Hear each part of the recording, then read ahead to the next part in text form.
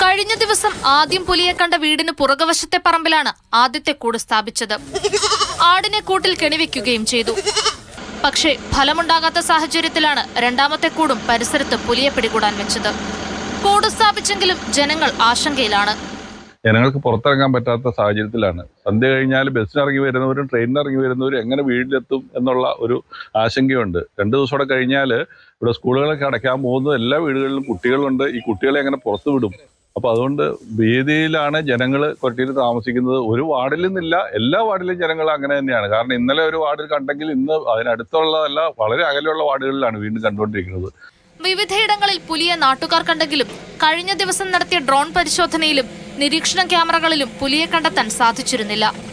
പുലിയെ പിടികൂടാനുള്ള പ്രവർത്തനങ്ങൾ ഏകോപിപ്പിക്കുന്നതിനായി വിവിധ സർക്കാർ വകുപ്പുകളെ ഉൾപ്പെടുത്തി രൂപീകരിച്ച വിദഗ്ധ സമിതിയുടെ റിപ്പോർട്ടിന്റെ അടിസ്ഥാനത്തിലാണ് കൂട് സ്ഥാപിച്ചത്. വനപ്രദേശത്തു നിന്നും കിലോമീറ്ററുകൾ മാറി ദേശീയപാതയോട് ചേർന്നുള്ള പ്രദേശത്താണ് പുലിയെ കണ്ടെത്തിയത്. വയലുകളും തണ്ണീർത്തടങ്ങളും നിറഞ്ഞയിടത്ത് എങ്ങനെ പുലിയെത്തി എന്നുള്ള കാര്യത്തിലും വ്യക്തതയില്ല. മാതൃഭൂമി ന്യൂസ്, തൃശൂർ.